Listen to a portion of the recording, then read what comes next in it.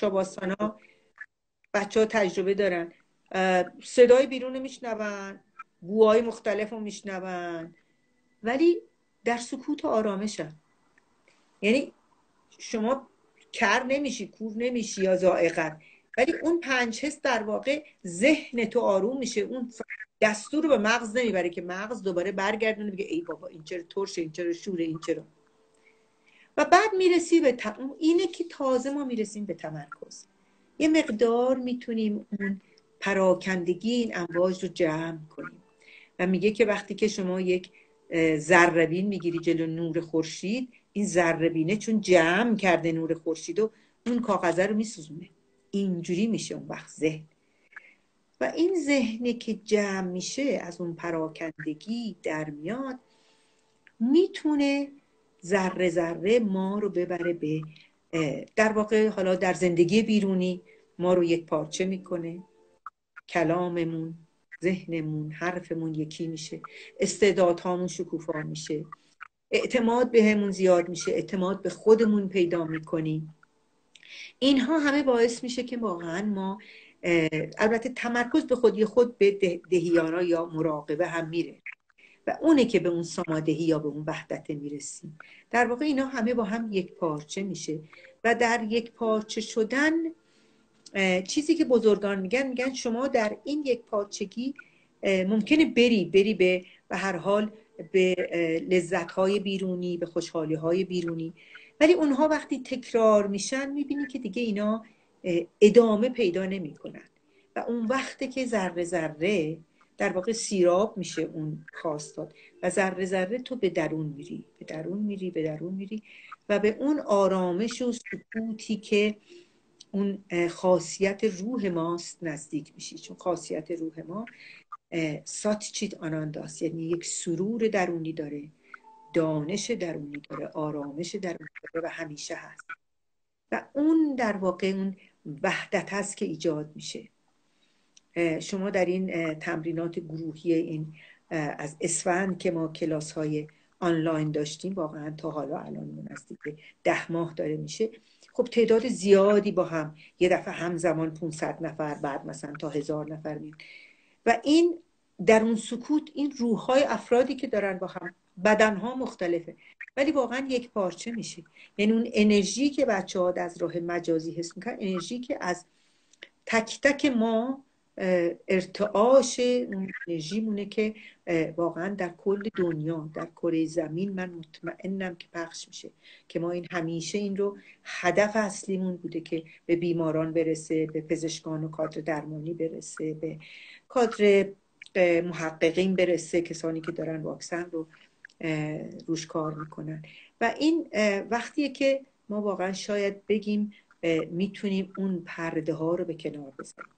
بنابراین حرف اصلی ما در این وحدته یعنی این در واقع مجموعه خلاصه‌ای بود، کار کردن روی ذهن. یعنی وظیفه ما اینه که به چیزهای دیگه کاری نداشته باشیم. درسته که میخوایم به اون آگاهی برسیم، ولی به خودی خود وقتی ذهن خاموش میشه اون بیدار میشه. یعنی وقتی این شلوغی ها، میگه از درون و خیش منع کن، میگه اون گفتگوها رو خاموش کن تا بشنوی تا تو اون گوش نامحرم تا بشنوی تو پیغام سروش رو. پیغام سروش همون وحدت هست دیگه، همون یکی شدن است، همین اون چیزیه که حالا یکی از چیزایی که در ذهن خیلی درگیر، البته من اینجا دیگه واردش نشدم، نفس ماست. منه، من اینم، من اونم، من بهترم، من بدترم، من چرا. اون که دیگه وقتی وسط میاد، واقعا وقتی توازن نیست و اون باشه، اون دیگه کار خیلی مشکل تر میشه. چون آهامکارا یا نفس هم یه قسمتی از ذهن ماست که ما خبر ازش نداریم. اون ما رو خیلی دیگه جدا میکنه از بقیه. خیلی مثلا دیدی دیگه یکی مثلا بهش میگی بیا یوگا بکن، بیا اون کار، من این کارو بکنم، من این آدمم، من اون آدمم. خب این منه که میاد وسط دیگه اصلا به اون وحدت نباید کاری داشته باشه. و اینها آدمایی هستن که ممکنه خیلی موفق باشن ولی برای اون شادمانی دائما وابستن به دنیای بیرون. یا مثلا یوگا معلم عوض میکنن، از این سیستم به اون سیستم، از اون سیستم به اون سیستم. نه این خوبه، نه اون خوبه. این برای خود، به خاطر اینکه نمیذارن یکی رو تا تش برن، اون پراکندگی، اون منم است. نه من با این، من باید برم، بعد میره میبینی موفق نیست، میره بعد اصلا خود همین راه یوگا هم به خاطر اینکه این معلم عوض کرده و این سیستم عوض کرده، خودش اصلا بدترش میکنه. بعد میاد یه منیتی براش ایجاد میکنی. میدونی من چند تا مدرک دارم، میدونی من چند تا معلم، میدونی من الان دیگه هاتا یوگا نمیکنم، من مثلا دارم فلان، حالا اسما رو نمیبرم، من الان مثلا اینو نمیکنم. نه بابا، مثلا این مدل قدیمی شده، الان این مدل جدیده. حالا اون جدیده برای چیه؟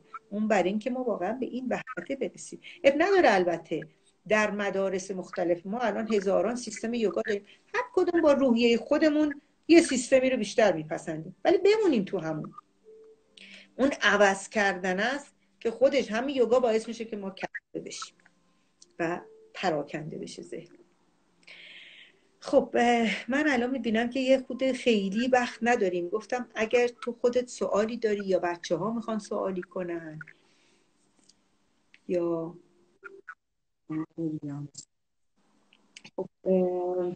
من که تمام جواب سوالامو از گفته های واقعا گوهربار شما میشه گفت گرفتم و سالهام اینا رو شنیدیم و این 10 ماهه برای ما اونقدر عالی بوده، برای خود من اونقدر جذابیت داشته که واقعا من تشکر میکنم به خاطر انرژی که میذاری. خیلی پیشرفت کرده. من خودم از نظر درونم خودم حس میکنم این پیشرفت رو درونم و برای من همیشه تمام حرفای شما جذاب بوده. همیشه سعی کردم این حرفای شما رو وارد زندگی کنم، تو زندگیم هم همینها رو عملیش کنم و امید دارم که انشالله به اون وحدتی که همیشه صحبت ازش میکنین برسیم، به اون مرحله‌ای که واقعا آخر این کاره و واقعا اونو حس کنیم در وجودمون. حالا اگه بچه ها، کسایی که تا حالا با ما بودن، سوالی دارن از خانم خردمند، از استاد خردمند بپرسن، ایشون همینجا جواب شما رو بده. البته افت جان ببین، رسیدن وقتی حالت خوب باشه تو رسیدی. بله دیگه، اون حال خوبه بدی، وقتی بتونی ببخشی، وقتی بتونی خوب فکر کنی، وقتی بتونی خلاقیت داشته باشی، بتونی دست یکی رو بگیری، کمکی باشی، حالا هر جوری که هر کدوم یه مقدار توانایی داریم.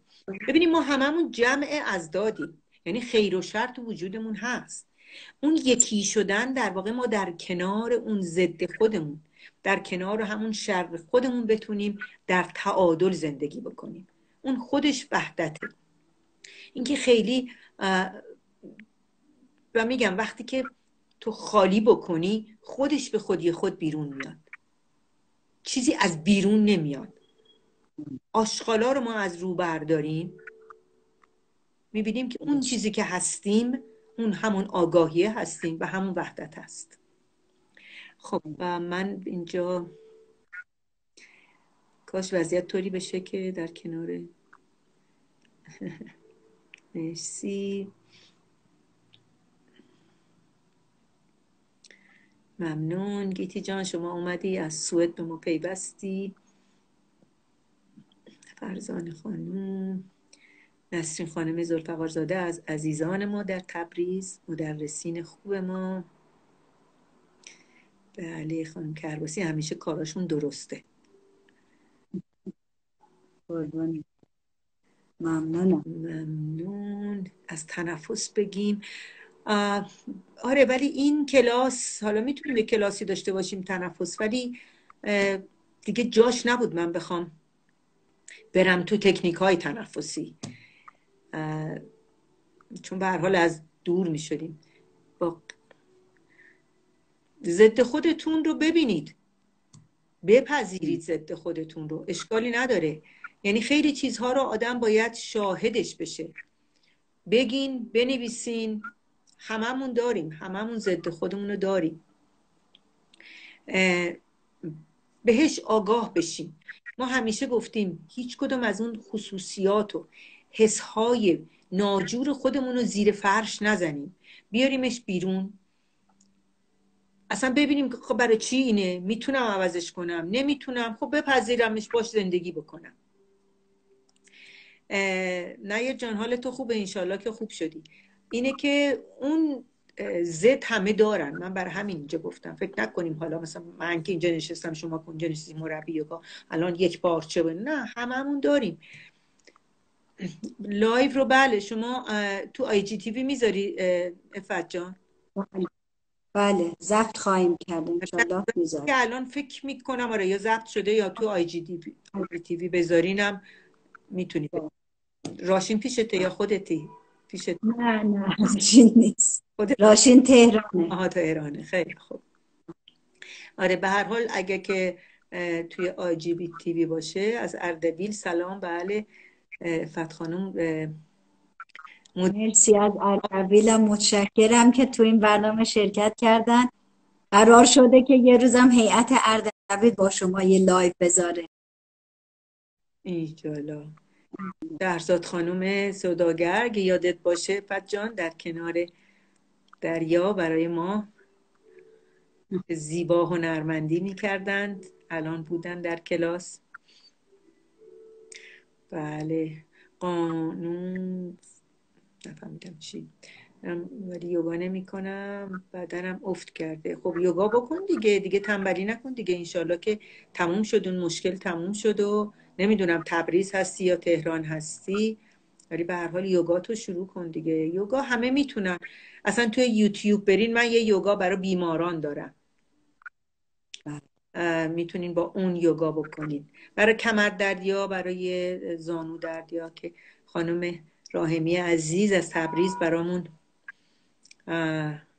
ضبط میکنن و میفرستن و عطای عزیزم برای ما میذاره تو یوتیوب. خوشبختانه دیدم سوالتون پیام های اول کلاستون خیلی نفهمیدم. با استرس بیماری چه میشه کرد؟ بپذیرین بیماری رو، استراحت بکنین اگر بیمار هستین، چیزایی که دکتر میگه رعایت بکنین، بپذیرینش دیگه. الان نصفی از مردم دنیا این بیماری رو دارن، تنها که نیستین. به هر حال پیش آمده دیگه. اگر واقعا بیمار شدین فقط با پذیرششه و آرامششه که هرچه زودتر. اگه دلشوره و اضطراب و نگرانی داشته باشین بیماریتون بدتر میشه. چون باید یوگا بکنین، تنفس‌ها رو بکنین، مراقبه بکنین. نه نگران بیمار شدن هستین. خب نه دیگه، اینا رو اتفاقا یک داره دیگه. بله ببینین از این کلاس، از این چیزها ما داشتیم که واقعا هورمون کورتیزول، یعنی کورتیزول وقتی ترشح میشه از اضطراب و نگرانی خودش به بیماری کمک میکنه، ولی وقتی آرامش داشته باشیم یک سری سلول های هست به نام NKC Natural Killing Cell، اینها در بدن ترشح میشه و اینا میره سراغ مبارزه با بیماری. و کلن بدن ما مثل یه دژه، یعنی ما با آرامش درون، تمرینات میتونیم هورمون‌هایی رو ترشح کنیم که این سیستم ایمنی بدن ببره بالا. سیستم ایمنی بدنمون که میره بالا دیگه نباید نگران باشیم، چون به هر حال کاری نمیتونیم بکنیم. ما الان تنها راهی که در این دوران همه‌گیر سیستم ایمنی بدنمون رو ببریم بالا. حالا و بهترین راهش هم اینه که یوگا بکنیم، تنفس بکنیم، مراقبه بکنیم و فکر نکنیم. ممنونم شما. افت جان شما صحبتی داری بفرمایید. من فقط خواستم ازتون تشکر کنم از اینکه واقعا ساعتتون رو به ما دادین. خیلی خیلی ممنونم، متشکرم از همه خانمای عزیز، دوستای عزیز که تا این ساعت نشستم پای صحبت‌های. البته این صحبت رو نمیشه واقعا به دست آوردیم، واقعا واسه ما یه دونه چطور میتونم بگم از طرف خداوند یه هدیه‌ایه که خیرتمند رو در مسیر زندگی ما قرار داده و این واسه من واقعا از ته دل میگم همیشه همین حالت رو داشتید. به شکل یک فرشته بودی که زندگی منو تغییر دادیم و من از شما بسیار قدردانی میکنم. این کلاس الان هر کس اینجا بود واقعا من مطمئنم که خدا خیلی دوستش داره که تونسته بشینه و این حرفای زیبا رو بشنوه و گوش کنه. یکی از خانم‌ها برای قلب ضرر داره. یکی از بهترین کارها برای قلبتون یوگاست. اصلا مثلا رو شانه برین که اگه بتونین برین، حالا نتونینم برین کنار دیوار میتونین انجام بدین، بهترینه برای قلب. کشش پشت بدن پاسچیموتانه که قلب استراحت میکنه.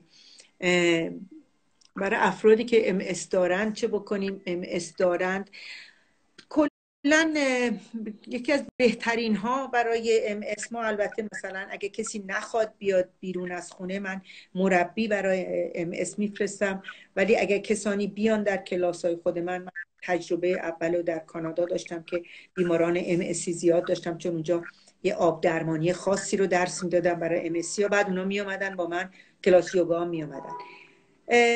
ببینین حالا البته در تبریز که نانی عزیز با ام اس کار میکنه، نمیدونم هنوز کار میکنه یا نه خانم دها، ولی یه مدتیه که فعلا کار نمیکنن. ولی من چون تجربه من این بوده، اگر در اون شرایط خیلی ناجور نیستن، افرادی که ام اس دارن میتونن برن در یک کلاس، حالا البته در همین تا جایی که میتونن حرکات رو انجام میدن. همین، فقط فضای اتاقشون گرم نباشه، مثلا سلام بر خورشید لازم نیست که بدنشون گرم نشه. حرکات تعادلی رو کنار دیوار بکنن، اگه کسی رو دارن کنارشون بیسته. کلا میتونن تمام هر کاری رو که تا اونجا که در توانشون هست بکنن، چون واقعا شواسانا، حرکات، مراقبه ها به خصوص روی اون ارتباطی که در واقع مغزشون وقتی که دستوراتو میفرسته از طریق طناب نخاعی به بیماران ام اسی و یه سری جاها اینا میمونه و اون دستور نمیره، در شواسانا این مسیر بین مغز، رشته عصبی و اون عضو باز میشه، انگار اون پلاکت ها انگار که ضخامتشون کم میشه. اینه که ام اسی ها انجام بدن دیگه به هر شکلی که شده. ببینین گفتین برای تنفس، من فقط فکر کردم که الان خوبه که همه تنفس شکمی رو انجام بدین. یکی این که اگه میرین توی فضای شلوغ بیرون، از یه جایی میاین، حتما برگشتین نتی رو انجام بدین، جالا نتی رو، یه قوری، حالا قوری هم ندارین یه قوری معمولی از خونتون بردارین، یه آب نمکی که خیلی نمکش زیاد نباشه بریزین و بعد بینی رو از این ور بشورین، از این ور. حالا گفتیم ما یه دفعه سر کلاسای اگه تو یوتیوب بتونین پیدا کنین، توی اونجا یاد دادم اون تمرین رو بکنین. حالا نمیتونین هم فقط با همینجور دستتون بکشین آب نمک گلو رو بشورین و بعد کاپالابهاتی انجام بدین وقتی از بیرون اومدین، که این کاپالابهاتی هم تنفس هایی که اونهایی که بلد نیستن، دهانمون بسته است، دستمون رو شکممون میذاریم، انگار که بینیمو میخوام خالی کنم، فقط از بینی نفس رو میدم بیرون، به دم کاری ندارم، فقط بازدم ها. دستتون رو بزنید رو شکمتون، هر بار که شکم میره تو هوا میاد بیرون، نمیخواد دیگه نفس رو بگیرین، خودش نفس به خود گرفته میشه. یکی اینه. بعد تنفس شکمی، برای اینکه در این شرایط واقعا ریه، به خصوص انتهای ریه حرف اول میزنه دیگه در این کرونا، برای اینکه واقعا اول مثل به هر حال اون سری اول که حمله میکرد به ریه.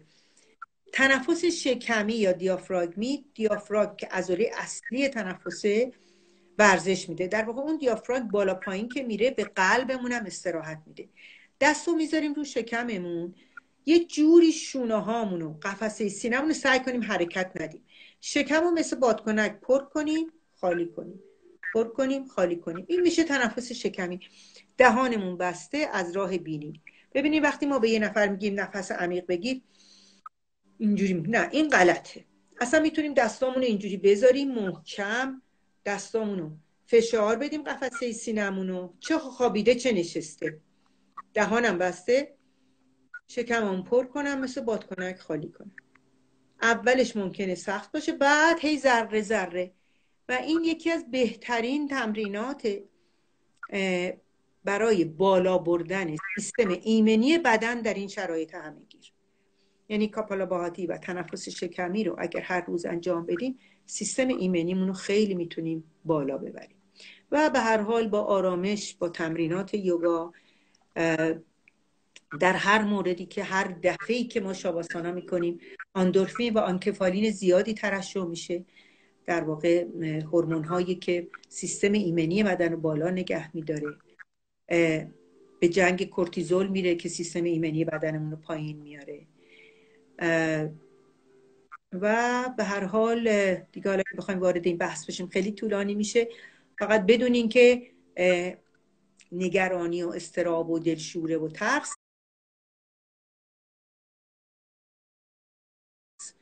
خودش اگرم مریض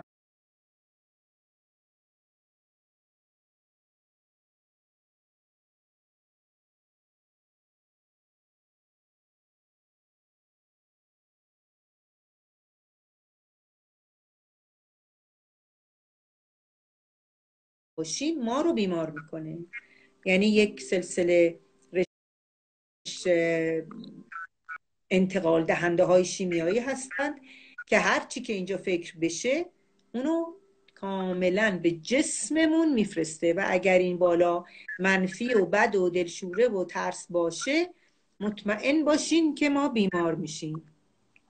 استاد فکر کنم الان 1 دقیقه مونده از ضبط برنامه که تموم بشه، 1 ساعت و خود به خود قطع خواهد شد. باشه پس ما از اینجا دوباره از شما تشکر میکنم، از همه دوستان عزیزم، از اردبیلیا، از همه استانهای شهرمون تشکر میکنم، از همه بچه‌های و مربیایی که تو تبریز بودن تشکر میکنم که با ما بودین. و از شما به واقعا اجرتون با خدا، چون ما همش فقط زحمتیم که به رودوش شما هستیم.